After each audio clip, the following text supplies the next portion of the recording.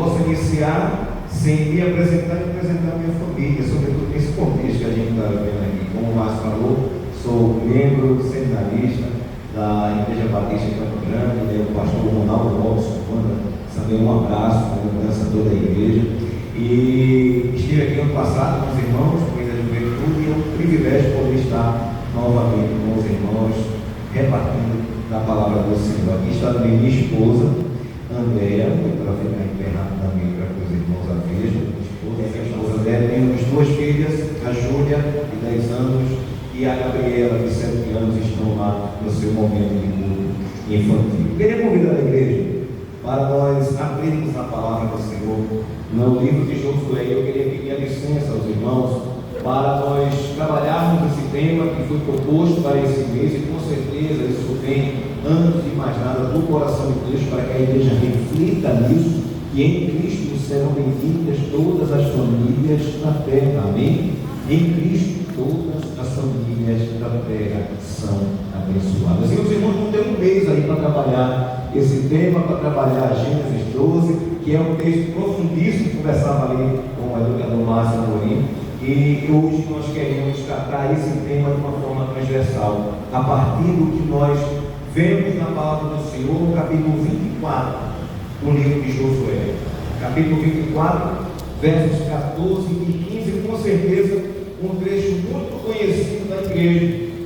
E eu queria pedir aos irmãos que nós pudéssemos, nesse momento, fazer esse esforço para nós caminharmos na reflexão que esse texto nos condiciona. Eu prometo aos irmãos não cansá-los, para que a gente possa de fato refletir no que a palavra do Senhor ela nos traz.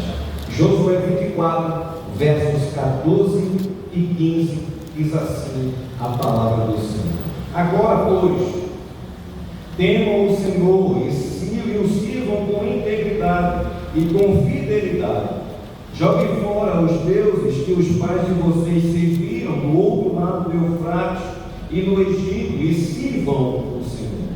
Mas, se vocês não quiserem servir o Senhor, escolham hoje a quem vão servir. Se os deuses a quem os pais de vocês serviram do outro lado do Eufrates, ou os deuses dos amorreus em cuja terra vocês estão morando, eu e a minha casa serviremos o Senhor. Queridos, esse tema escolhido pela igreja para refletir durante esse mês de maio, ele é muito feliz. Em Cristo serão benditas todas as famílias da terra. Ele é muito feliz não só pela objetividade que há na promessa contida nesse texto, mas também, queridos, pelo fato de que é muito comum, a gente pode dizer que é quase que unânime, que todo aquele que pensa de forma séria, de forma refletida na família, ele almeja na sua casa a chuva de bênção da parte de Deus. Quase que invariavelmente, claro, em alguns contextos, nós sabemos que existem aqueles que desprezam, muitas vezes por ser contra o conceito, ou mesmo não sendo contra o conceito, mas são totalmente negligentes contra a família. Mas quase que via de regra, todo aquele que olha e pensa na família, ele deseja sim que a sua casa seja abençoada por Deus, ou não é verdade? Nós vemos alguns sinais disso, por exemplo, nas cerimônias de casamento. Nós vemos que a noiva, ela chega na igreja, ela chega com um vestido branco, e aquilo tem uma simbologia, aquilo tem um significado. Quer representar a inocência, a pureza, mas também o início, o começo de uma jornada que ela deseja que seja ricamente abençoada. Nós vemos também que há um símbolo ali da aliança. Nós vemos que a aliança ela é preparada, ela é forjada pelo ourives, ou seja, qual for o outro artesão ou profissional que trabalha aquela joia, e ele faz questão de fazer ela circular, trazendo uma ideia de continuidade. E é engraçado, queridos, que a junta desse círculo, a junta da aliança, ela não é visível, trazendo essa perspectiva de uma união muito forte entre homem e mulher. Hoje em dia já não é tão comum, mas antigamente, talvez os irmãos mais experientes lembram disso, quando acabava a cerimônia do casamento, o casal saía da igreja ou era recebido em casa com uma chuva de arroz. Quem lembra disso? Mas o arroz hoje está tão caro que eu acho que se pensa em outra coisa para jogar em cima dos dois, né? Mas essa tradição é bem interessante, porque o fato de colocar e de jogar arroz em cima daquele casal, né, recém-casado, é na ideia, escute, é na ideia de trazer uma perspectiva de desejo de prosperidade na vida daquele casal, de muita bênção, de algo que seja de fato bem desenvolvido, de muita bênção da parte de Deus, de muita prosperidade, de muita fertilidade na vida daquele casal. Nós vemos, queridos, nas cerimônias de casamento, essa coisa que está impregnada em nossos corações, que é o desejo de ter nossas famílias abençoadas. Mas não só nisso, isso mostra também esse fato de querer bênção para a nossa casa e desejar bênção para a nossa casa, está quando nossos filhos nascem, no nascimento dos nossos filhos, e sobretudo, é engraçado, no ato de nós darmos nomes aos nossos filhos. E tem um fato curioso, por um tempo, eu trabalhei bem perto aqui dos irmãos, eu trabalhei em Passarinho, no Cais de Passarinho, não sei se os irmãos conhecem aquela região, e eu me lembro que eu trabalhava com um cadastramento no cadastro único para os programas sociais do governo federal. E algumas famílias chegavam, e era engraçado pegar os nomes dos filhos daquelas famílias. E muitas vezes era o nome de pessoas que tinham sido ou apresentavam um sucesso muito grande no futebol, ou muitas vezes no automobilismo, ou muitas vezes era alguém muito conhecido no ramo da literatura. E isso é uma coisa muito interessante, porque por mais que muitas vezes isso foi engraçado, eu me lembro que eu peguei um garoto, o nome dele era Kimi Raikkonen. Talvez alguns irmãos lembrem aqui quem era Kimi Raikkonen. Alguém de sucesso no seu esporte, né? Mas isso é muito interessante, por mais que isso seja engraçado, isso revela um desejo que aqueles pais têm de ver nos seus filhos alguém que tem uma caminhada de sucesso. Nós queremos bênção e impregnamos isso, nosso desejo, muitas vezes, com os nomes que nós damos a nossos filhos. Mas também nós vemos esse desejo impregnado nos nossos sonhos, nos sonhos que nós carregamos, e uma coisa muito sensível de ver que essa realidade se mostra muito viva entre nós. Pegue em qualquer igreja, em qualquer meio, a lista de pedidos de oração, que você vai ver que 80% pelo menos são pedidos de oração por algum contexto familiar. É um filho que está distante do Senhor, é uma perspectiva de saúde que precisa de uma intervenção de Deus, é uma porta de emprego que precisa ser aberta, é uma aprovação em algum exame. Normalmente, nas nossas listas de preocupações, de orações, de súplicas que colocamos diante de Deus, pelo menos 80% a 90% é por conta de contexto familiar. Isso mostra, queridos, que há uma ânsia em nós, há um desejo em nós, que nós queremos ver a nossa família abençoada, repleta, inundada, atingida pela bênção do Senhor. Esse texto que nós acabamos de ler em Josué 24, ele faz uma ligação direta, um diálogo direto com Gênesis 12, que é o tema que os irmãos têm trabalhado esse mês da família. E mais, querido, do que uma ligação direta com a promessa que esse texto traz, eu queria que os irmãos guardassem isso no coração e escutassem muito bem. Esse texto de Josué 24, ele faz uma ligação direta com Gênesis 12, mas muito mais do que com a promessa, ele faz uma ligação com o fundamento da promessa. Porque a promessa, se nós repararmos lá em Gênesis 12, ela não simplesmente chega a Abraão com uma coisa autônoma, independente. Ela propõe algo que muitas vezes a gente tem esquecido, a gente tem deixado de lado. Infelizmente a gente tem seguido. A promessa chega a Abraão e ela traz um contexto que essa promessa ela será vivida e será plenamente realizada no contexto da vida de Abraão a partir do momento, queridos, que ele preservar a aliança que Deus estabelece com ele. Josué 24, ele faz uma ligação direta com a promessa que Deus faz lá em Gênesis 12, mas antes disso, e é preciso que a gente esteja consciente, ele faz uma ligação direta com esse compromisso que Deus nos chama a ter com ele.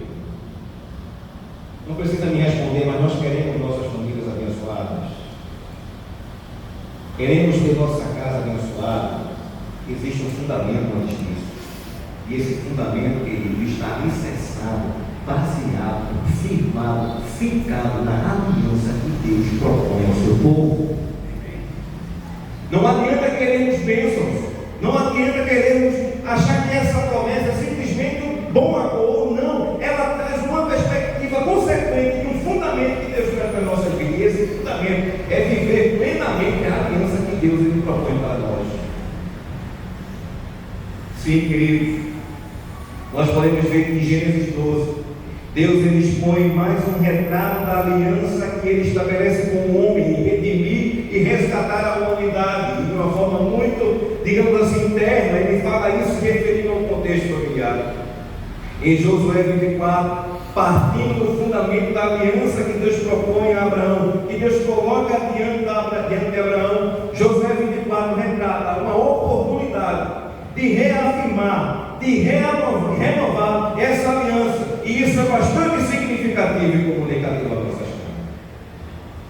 Sem medo de errar, eu posso dizer, com certeza, em nosso meio aqui, existem casas que precisam firmar essa aliança, como também existem casas que precisam renovar essa aliança, reafirmar essa aliança.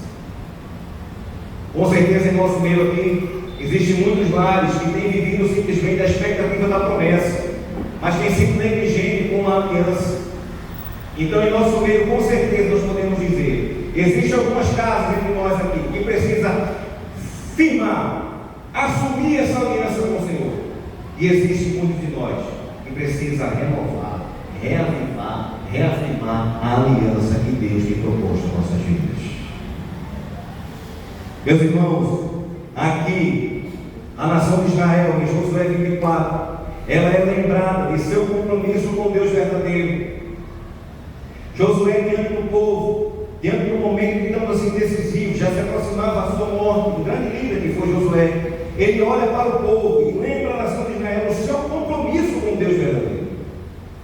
Também nós, escute, também nós somos lembrados nessa noite da aliança que temos com o Senhor. E sim, queridos, todo crente genuíno tem uma aliança firmada com Deus. Todo crente genuíno, ele tem uma aliança eterna firmada com Deus. Josué lembra ao povo de Israel que nós temos um compromisso com o Senhor, e esse compromisso ele traz consigo, escute, nós temos uma aliança com Deus. O crente genuíno tem uma aliança com Deus, e essa aliança ela traz pelo menos três implicações em nossas vidas para que vivamos essa aliança de forma efetiva. E a primeira delas é que nós precisamos reconhecer tudo aquilo que Deus já fez em nossas vidas. Josué, quando ele olha para o povo, ele inicia seu discurso num panorama histórico, mostrando ao povo aquilo que Deus fez, e aquilo é interessante nós pensarmos nisso. Porque em Josué 24, muita coisa boa e muita coisa ruim já aconteceu em Israel. Muita vitória já tinha se passado no meio do povo, mas também muitos fracassos já tinha passado no meio do povo da história de Israel. Mas ele olha para trás, queridos, ele só pensa naquilo que Deus fez pelo seu povo. As lutas, os desafios, as dificuldades, queridos, elas são naturais no contexto que nós vivemos. Nossa casa, nossa família enfrentará lutas, enfrentará dificuldades, sim, queridos, enfrentará desafios. Mas cabe a nós escolher se nós vamos olhar mais para a luta ou se vamos olhar mais por aquilo que Deus tem feito em nossas vidas. E nesse panorama histórico que Josué faz, a primeira coisa que ele lembra ao povo é que Deus nos escolheu, louvado seja Deus. Se você puder acompanhar comigo, os versos 2 e 13 que ele diz, ele se dirige ao povo e diz: antigamente, os pais de vocês, incluindo Tera, pai de Abraão e de Naor, viviam do outro lado do Eufrates e serviam outros deuses. Eu, porém, trouxe Abraão, o pai de vocês, do outro lado do rio, e eu fiz percorrer toda a terra de Canaã. Também multipliquei a descendência dele e de Isaac. Deus escolheu Abraão. Abraão, queridos, fica muito claro nesse texto que ele vivia no meio de idolatria. Ele vivia no meio onde a fé não era, digamos assim, tão estimulada. Mas a idolatria e o afastamento de Deus, e no meio desse, digamos assim, dessa dificuldade, Deus ele tira Abraão daquele meio e chama ele para viver uma aliança com Deus. Quantos saí de um meio que não produzia fé, saí de um meio que não estimulava a fé, saí de um meio em que muitas vezes o que havia de estímulo em nossas vidas era um distanciamento de Deus, era uma negação de Deus, era viver totalmente separado de Deus. Pensávamos que essa maneira de viver distante de Deus nos trazia algum preenchimento, mas na sua graça, no seu amor poderoso, o Senhor Jesus chega em nosso meio, nos pinça e nos tira daquela realidade e estabelece uma aliança em nossas vidas. Quando olharmos para trás, quando pensarmos em toda a nossa história, nessa caminhada com Deus, nos lembremos, Deus nos escolheu. Mas Josué continua e ele diz que quando olha para trás, ele vê que não só Deus nos escolheu, mas também Deus nos libertou. No capítulo, versículo 4, ele diz: a Isaac dei Jacó e Esaú. A Esaú dei como propriedade as montanhas de Seir, mas Jacó e seus filhos desceram para o Egito. Então enviei Moisés e Arão e castiguei o Egito com o que fiz ali, e depois tirei vocês de lá. Ele, Paulo diz aos Efésios que nós estávamos mortos em nossos delitos e pecados, mas a graça do Senhor nos alcançou e nos libertou das garras do pecado. Ele olha para trás e ele diz que não só Deus escolheu, Deus libertou, mas também Deus livrou do mal. Nos versos 8 a 10, Deus, ele retrata o momento em que Deus livra o povo, queridos, da tentativa de uma maldição através de um homem chamado Balaão. Deus não deixa ele amaldiçoar, muito pelo contrário, que sai da boca dele é bênção para Israel. Deus nos escolheu, Deus nos libertou, Deus nos livrou de todo o mal. E ainda, ele diz que quando olha para trás, ele vê que não só Deus escolheu, não só que Deus nos livrou, que Deus nos libertou, mas que Deus nos abençoou. Verso 13, ele diz: eu lhes dei uma terra em que vocês não trabalharam, e cidades que vocês não haviam construído. Vocês estão vivendo nessas cidades e comem das vinhas e dos olivais que não plantaram. Será que o que a gente construiu foi por nossa força? Será que aquilo que a gente está vivendo hoje, será que esse resgate, essa redenção, esse renovo, essa restauração que a nossa casa tem experimentado, foi pela força do nosso braço? Josué olha para a história de Israel e ele compreende que não. Foi a mão do Senhor, foi a mão de Deus que conduziu o seu povo. Queridos, em vez de lamentar o passado, nós devemos nos lembrar das pegadas, da fidelidade de Deus. Precisamos reconhecer tudo aquilo que Deus fez e devemos, toda vez que olharmos para o passado, devemos olhar para Ele pelas lentes daquilo que Deus já fez em nosso meio. Essa é a primeira implicação dessa aliança com o Senhor. A segunda implicação dessa aliança, queridos, é que quando nós olhamos para o futuro, nós devemos olhar para Ele com desejo e servir a Deus com integridade. Verso 14, acompanhe comigo, ele diz: agora, veja, diante de todo esse histórico, diante de toda essa realidade onde ele viu a escolha de Deus, a libertação de Deus, o livramento de Deus, onde ele vê a bênção de Deus, ele diz: diante disso, queridos, agora pois, temam o Senhor, o sirvam com integridade e com fidelidade, joguem fora os deuses que os pais de vocês serviram do outro lado do Eufrates e no Egito, e sirvam o Senhor. Não é possível viver essa aliança com Deus com o coração dividido. Não é possível viver essa aliança com Deus de maneira dissimulada. Não é possível viver essa aliança com Deus, e lembremos que a aliança com Deus é o fundamento da sua bênção em nossas vidas. Não é possível viver essa aliança, queridos, cocheando entre dois pensamentos, cocheando entre dois senhores. Precisamos escolher a quem devemos servir. E aqui Josué, ele se dirige ao povo e diz: olha, diante do histórico que a gente tem, diante da ação de Deus em nossas vidas, diante do resgate, da graça de Deus que nos alcançou, querido, nós precisamos primeiramente viver em temor, reverenciando a Deus com a vida santa e reconhecendo a sua majestade. Nós precisamos servi-lo com integridade e fidelidade. E essa palavra integridade, ela é algo muito especial, porque ela quer dizer que nós devemos servi-lo com toda a inteireza da nossa vida. Ele nos diz que nós não podemos ter uma vida com duplicidade. Deve haver, queridos, uma coerência entre o lar e o culto, entre aquilo que pensamos e aquilo que fazemos, entre aquilo que professamos, entre aquilo que vivemos.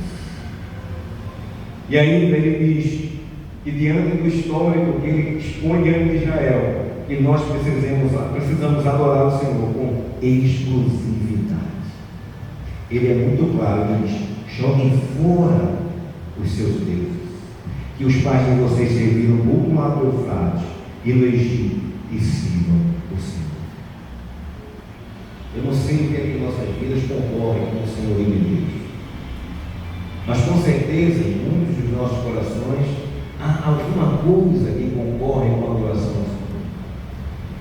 Há alguma coisa que muitas vezes quer tomar o lugar do trono de Deus em nossas vidas, em nossos corações, e quer tomar a prioridade de Deus em nossas vidas.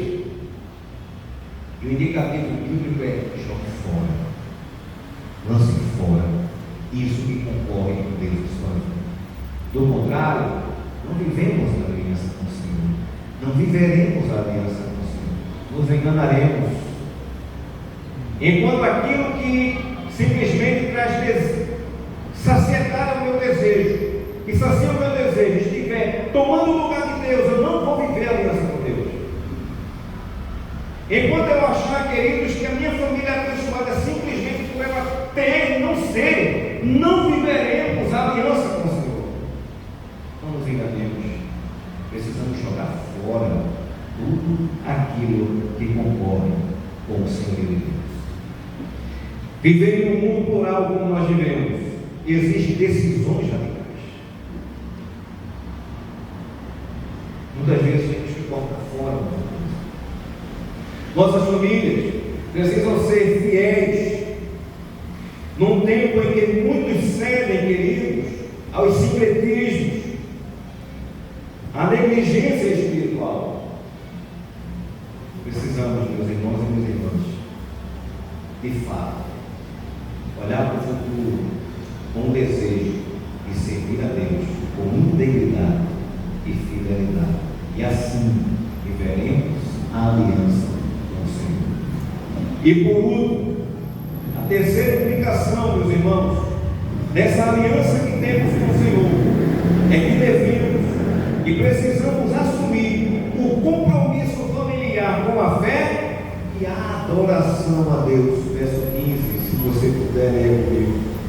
Mas, se vocês não quiserem servir o Senhor, escolham hoje a quem vão servir.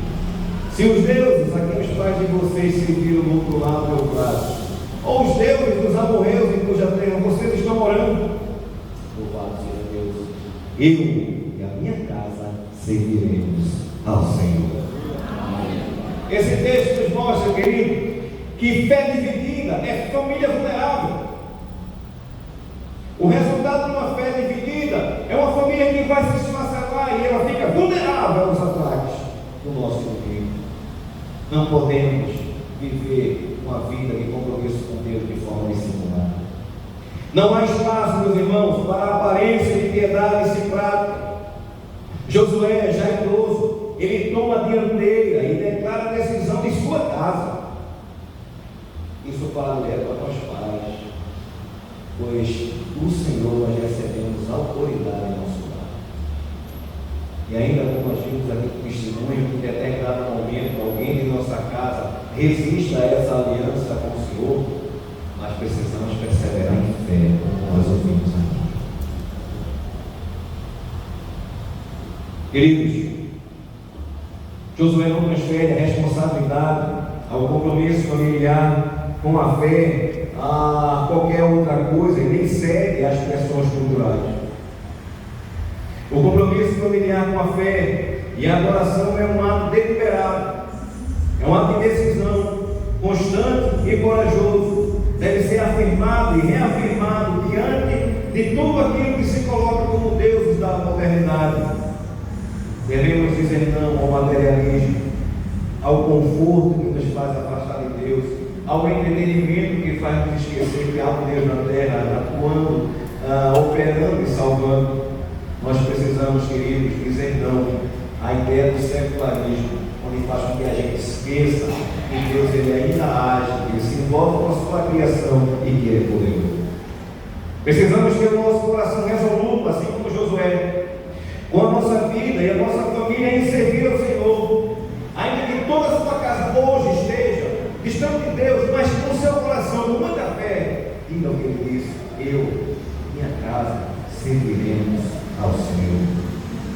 Devemos assumir, e em alguns casos reassumir, o compromisso familiar com a fé e a adoração a Deus. Essa é a terceira implicação dessa aliança. Precisamos assumir um compromisso de fé e adoração ao Senhor. Falamos no início, meus irmãos, que em Cristo serão benditas todas as famílias da terra, e que esse tema era muito feliz, e de fato é.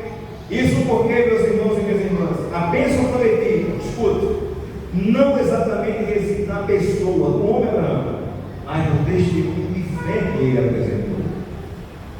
O testemunho de fé de Abraão, a fé na palavra de Deus que ele apresenta, essa fé testemunhada chega até nós através da realização máxima dessa promessa, que é Jesus Cristo, é Deus feito carne, habitou entre nós e se entregou em favor dos nossos pecados. E nessa fé de Abraão, nessa aliança que ele assumiu com Deus, que ele, digamos assim, recebeu e honrou essa aliança, queridos, em Cristo nós encontramos a plenitude da realização dessa promessa. E hoje a minha família, a sua família, podem dizer que é abençoada no Senhor.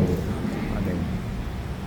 Meus irmãos, partindo do exemplo da declaração de Josué, ele chamou Israel, e somos chamados também a seguir esse exemplo hoje, nessa noite, de reafirmar o compromisso de fé que nós temos com Deus. E vivendo intensamente essa aliança, nós precisamos ser lembrados de que sempre que formos tentados a olhar para trás, ao passado, ao invés de focarmos nas lutas, olhemos para tudo aquilo que Deus fez em nossa vida. Quando nós olharmos para o futuro, ao invés de se espantar com os desafios que vêm pela frente, nós devemos desejar servir a Deus com integridade, com inteireza e com fidelidade. E também, queridos, sempre que algo queira distrair a nossa casa, lembremos do compromisso que temos com o Senhor e reafirmemos esse compromisso, dizendo que eu e a minha casa serviremos ao Senhor. Que o Senhor nos conduza, queridos, a seguir esse exemplo de Josué e afirmar a aliança com o Senhor. Não sei, queridos, da particularidade dos irmãos e das irmãs, mas eu queria que nesse momento nós pudéssemos, diante do Senhor, em oração, dizer a Deus da alegria desse compromisso, da alegria de viver essa aliança com Deus e reviver, reafirmar essa aliança que temos com Deus. E se porventura em nosso meio tem alguém que precisa reavivar, refazer, reassumir esse compromisso, é uma oportunidade que Deus nos dá de reviver essa aliança. Eu queria orar com você, mas antes disso, de uma forma muito rápida, de uma forma muito direta, eu prometo aos irmãos que não irei insistir, porque a oferta, talvez possamos dizer assim, ela é maravilhosa, mas há alguém em nosso meio que, diante da exposição da palavra do Senhor e diante do desafio que ela coloca diante de nós de assumir um compromisso de fé e aliança com o Senhor, e quer assumir ela hoje e quer declarar a Cristo como Senhor e Salvador da nossa vida, em nosso meio, alguém que ainda não declarou a Cristo como Senhor e Salvador da sua vida, e nessa noite deseja dizer: eu quero assumir esse compromisso, essa aliança de fé, de serviço, de adoração ao Senhor. É esse fundamento. É esse fundamento que nós temos a bênção prometida pelo Senhor. Sem essa aliança, nesta noite, ela entrega a sua vida ao Senhor. Oremos. Senhor, nosso Deus e nosso Pai, aqui nós estamos, ó Deus, na Tua presença, alegres, grato, Deus, por essa vida, Senhor, que se entregou a Ti, meu Pai. Nós sabemos que Tu não olha a idade, Tu não olha, Senhor Deus, os nossos pecados, mas Tu olha, Senhor, um coração contrito, um coração quebrantado, Senhor, diante de Ti. Então, Senhor, que Tu possas conduzir, ó Deus, a vida da Tua serva, que hoje entendeu que deve sempre andar debaixo da Tua graça e diante da Tua aliança para a vida dela, para que ela possa dizer: eu e a minha casa serviremos. Teu anjo vai